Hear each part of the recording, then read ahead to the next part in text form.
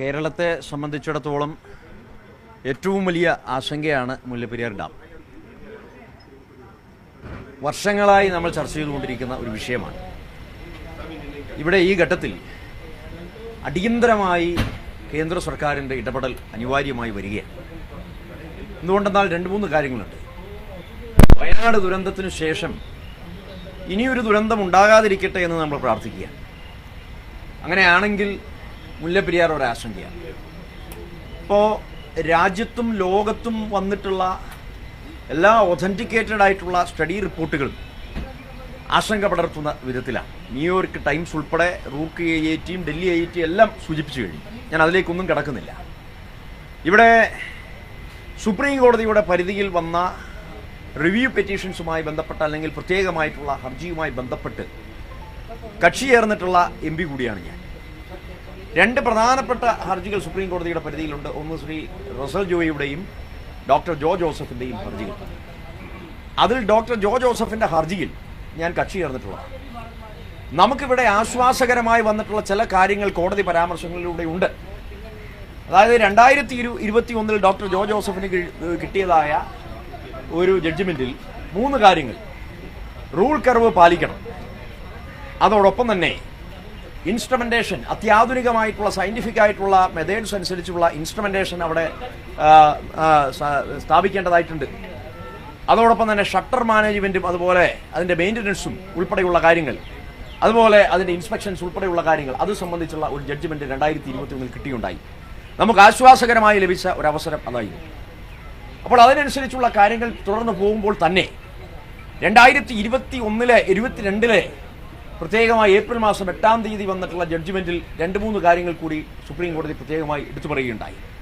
അതിലേറ്റവും പ്രധാനപ്പെട്ടത് കേന്ദ്ര സർക്കാർ പാസ്സാക്കിയിട്ടുള്ള ഡാം സേഫ്റ്റി ആക്ടിനനുസരിച്ചുള്ള നാഷണൽ ഡാം സേഫ്റ്റി അതോറിറ്റി രൂപീകരിച്ച് അതിൻ്റെ പരിധിയിലേക്ക് ഇങ്ങനെ തർക്കത്തിലുള്ള ഡാമുകളുടെ റണ്ണിങ്ങും മെയിൻ്റനൻസും സേഫ്റ്റി മെഷേഴ്സും അത് ഏറ്റെടുപ്പിക്കണം എന്നുള്ളതായി. നാളിതുവരെയും അത് ചെയ്തിട്ടില്ല. അതോടൊപ്പം തന്നെ supervisory committee comprehensive safety evaluation നടത്തണം എന്നുള്ള ജഡ്ജ്മെൻറ്റ് 2022 വന്നതാണ്. ഇതുവരെയും അത് നടന്നിട്ടില്ല.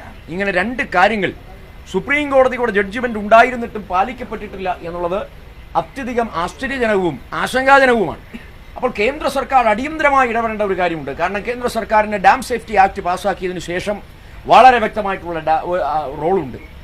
2 സംസ്ഥാനങ്ങൾ തമ്മിലുള്ള തർക്കം. അപ്പോൾ ഈ 2 സംസ്ഥാനങ്ങളെയും ഉൾക്കൊള്ളിച്ചുകൊണ്ട് നാഷണൽ ഡാം സേഫ്റ്റി അതോറിറ്റി എന്തുകൊണ്ട് ഫോം ചെയ്തിട്ടില്ല, അല്ലെങ്കിൽ അതിൻ്റെ ഫുൾ ഫ്ലെഡ്ജ്ഡ് ആയിട്ടുള്ള നടപടിക്രമങ്ങളിലേക്ക് കടന്നിട്ടില്ല? അപ്പോൾ ആ തരത്തിലേക്ക് സ്റ്റേറ്റ് ഡാം സേഫ്റ്റി ഓർഗനൈസേഷൻ ഉൾപ്പെടെ ഉണ്ടാക്കിയെടുത്തുകൊണ്ട് ഈ പ്രശ്നം രമ്യമായി പരിഹരിക്കുന്ന തരത്തിൽ പുതിയ ഡാം പുതിയ തരത്തിൽ നിർമ്മിക്കുമ്പോൾ സേഫ്റ്റിയാണ് കേരളത്തിൻ്റെ കൺസേൺ, സുരക്ഷയാണ് കേരളത്തിന് വേണ്ടത്. തമിഴ്നാടിന് എത്രത്തോളം വെള്ളം വേണമെങ്കിലും നൽകാം എന്നുള്ളതാണ്. അപ്പോൾ കേരളത്തിന് സുരക്ഷ, തമിഴ്നാടിന് വെള്ളം എന്നുള്ള മുദ്രാവാക്യം പാലിക്കുന്ന തരത്തിലേക്ക് NDSIയുടെ നാഷണൽ ഡാം സേഫ്റ്റി അതോറിറ്റിയുടെ ആക്ടിവിറ്റീസ് കടത്തിവിടാൻ കേന്ദ്ര സർക്കാർ തയ്യാറാവണം എന്നുള്ള ഒരു അടിയന്തരമായിട്ടുള്ള ആവശ്യം ഈ ഘട്ടത്തിൽ മുന്നോട്ട് വെക്കുകയാണ്. അതോടൊപ്പം തന്നെ കോംപ്രിഹെൻസീവ് വളരെ സമഗ്രമായിട്ടുള്ള സേഫ്റ്റി ഇവാലുവേഷൻ അത് നടത്തണമെന്നുള്ള സുപ്രീം കോടതിയുടെ ജഡ്ജ്മെന്റ് 2 വർഷമായിട്ടും പാലിക്കപ്പെടാത്തതായിട്ടുള്ള ഒരു പ്രശ്നവും നിലനിൽക്കുന്നു. ജനങ്ങൾ ആശങ്കപ്പെടുന്നത് യാതൊരു തെറ്റും പറയാൻ പറ്റില്ല. കാരണം വയനാട് ദുരന്തം അത്രത്തോളം ഭയാനകമാണ്.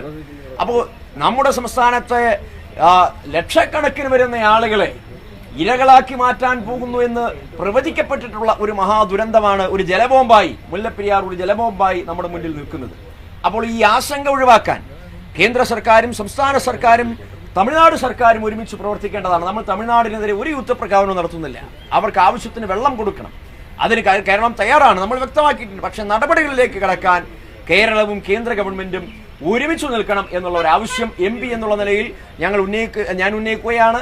ഇന്ന് MP-മാർ അടിയന്തര പ്രമേയം പാർലമെന്റിൽ അവതരിപ്പിക്കുന്നുണ്ട്. ഇക്കാര്യത്തിൽ അതിനുള്ള അനുമതി തേടിയിട്ടുണ്ട്.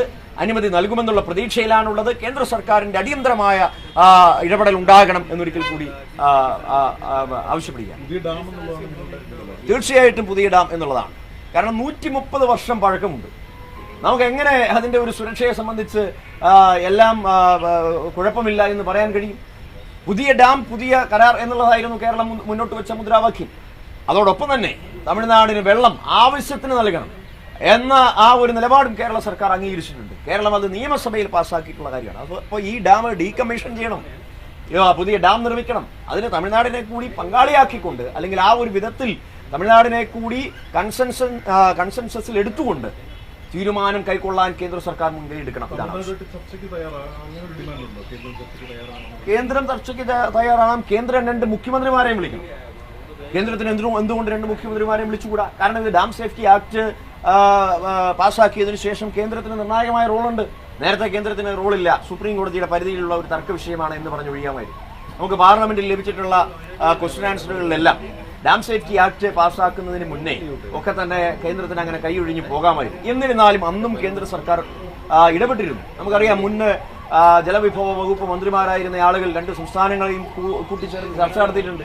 പക്ഷെ എന്തുകൊണ്ട് ഇപ്പോഴത്തെ കേന്ദ്ര ഗവൺമെന്റ് ഈ 2 സംസ്ഥാനങ്ങളെയും കൂട്ടിച്ചേർത്ത് ജലവിഭവ വകുപ്പ് മന്ത്രിമാരെ വിളിച്ചു ചേർത്ത് മീറ്റിംഗ് നടത്തുന്നില്ല എന്നുള്ളത് ഒരു ആശങ്കാജനകമായിട്ടുള്ള ഒരു വിഷയമാണ്. ഇടപെടുന്നില്ല.